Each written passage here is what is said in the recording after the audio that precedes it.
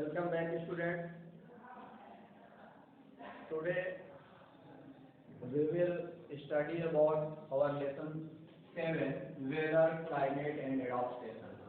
Here we can see the three words: weather, climate and adaptation. Students, these three words we study about it in 3 sections. That means in 3 lectures. So it is clear that today we will study about only weather. Okay. Now students, first I want to introduce about some natural phenomena. Like students, you surely see some natural phenomena like cloud, like rain or rain, like thunderstorm,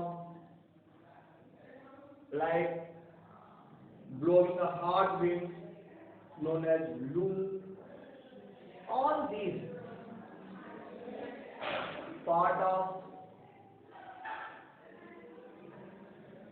these two words, weather or climate. Okay, students. But today we will study only a topic weather. Okay. तो students, weather की जब हम लोग बात करेंगे तो this is a phenomena of short time. In short time phenomena of our sun, cloud, temperature, wind, इन सब का एक साथ सामूहिक रूप से एक शॉर्ट टाइम फिनोमेना जैसी होगी, उसको हम लोग वेदर कहते हैं. स्टूडेंट, अगर हम उसको फॉर एग्जाम्पल के रूप में देखें तो हम पाएंगे कि आज हमारे एरिया का वेदर कैसा था. अगर हमारे रिलेशनशिप के लोग अगर हमसे पूछते हैं तो हम बताएंगे कि मॉर्निंग जो आज हमारी थी वो कैसा था. तो वो फ्रॉस्ट की मॉर्निंग थी, वो कोहरे का मॉर्निंग था, जिसमें कोहरा चारों तरफ छाया हुआ था, बहुत घना कोहरा था, जिसमें हम लोग 100 मीटर की दूरी को नहीं देख पा रहे थे. तो ये आज हमारी मॉर्निंग का जो वेदर हुआ वो ऐसा हुआ. वेदर एक शॉर्ट टाइम का हमारी जो नेचर का फिनोमिना होती है उसको हम लोग वेदर कहते हैं. यही वेदर स्टूडेंट अब धीरे धीरे हमारे पास सनी के कंडीशन में चेंज होना शुरू हो गया है. जैसे अगर हम देखें तो अब हमारे वेदर में सन की रेज आने लगी है. थोड़ी देर में हमारा जो वेदर होगा वो चेंज होकर के और बिल्कुल सनी वेदर में कन्वर्ट हो जाएगा, जिसमें हमको धूप लगेगी और थोड़ी हमको हीट भी मिलेगी. फिर हम इवनिंग की तरफ चलेंगे तो इवनिंग की तरफ जाते वक्त हमको ये मिलेगा कि हमारी जो सन रेज है उनकी इंटेंसिटी कम होने लगेगी और फिर से हम एक कोल्ड की ओर बढ़ना, जिसमें हमको ठंडक ज़्यादा लगने लगेगी, उसकी ओर जाएंगे, है ना. तो इस तरह से जो हमारे शॉर्ट टाइम ऑफ फिनोमेना होती है हमारे जो नेचर की, उसको हम लोग क्या कहते हैं, वेदर के नाम से पुकारते हैं. इसमें उसके टेम्परेचर, सन रेज वहाँ का कैसा है, वहाँ पर क्लाउड कैसा है, वहाँ पर विंड कैसा, ये सब का एक इंक्लूडिंग एक एडिशन फॉर्म होता है. ठीक है स्टूडेंट. तो हम बात करेंगे कि ये हमारे पास वेदर हो गए, जिसके बारे में हम वेदर के बारे में अगर बात करें तो वेदर हमारे 24 आवर में मेनी टाइप्स के वेदर हो सकते हैं. कभी वेदर में हमारे पास सन हो सकती है, तो कभी हमारे पास वेदर में क्लाउड आ सकता है, कभी वेदर में रेन हो सकती है. 24 आवर ये सब के सब जो है वो एक किस नाम से पुकारा जाएगा, वेदर फिनोमिना के नाम से पुकारा जाएगा.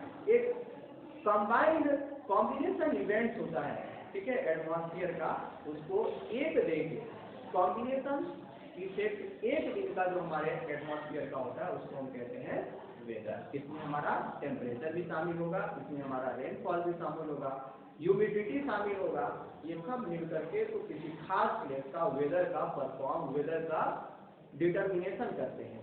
ठीक है, जिस साइंस में हम वेदर को पढ़ते हैं, स्टडी करते हैं, उसको मेट्रोलॉजी कहते हैं।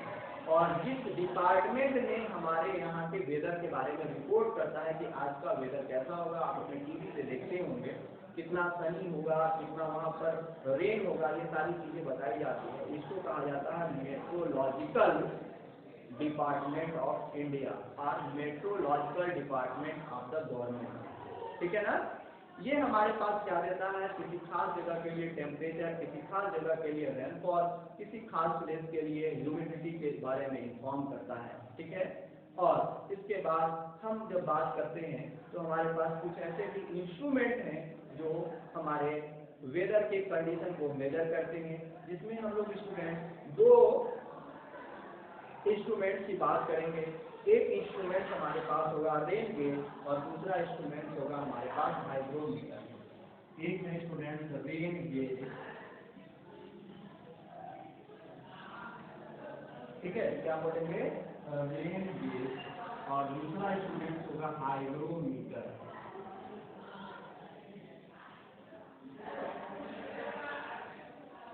ठीक, रेन गेज क्या है स्टूडेंट, तो किसी खास डे में, किसी खास दिन कितना बारिश हुआ, किसी स्पेशल पार्टिकुलर डे पे कितना बारिश हुआ, इसका अगर मेजरमेंट करना होता है तो वो हम रेन गेज से मेजरमेंट कर रहे हैं। रेन गेज बहुत इजीली एक इंस्ट्रूमेंट होता है, सिलिंड्रिकल शेप में ग्लास का बना हुआ होता है।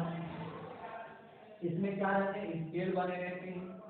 इसको हम क्या करते हैं, एक ओपन स्पेस में ले जाकर के रख देते हैं। जब रेन होने लगती है, उस रेन के ड्रॉप जितने इसमें आते हैं उसके हिसाब से इसकी अपनी एक लेवल पहुंच जाती है।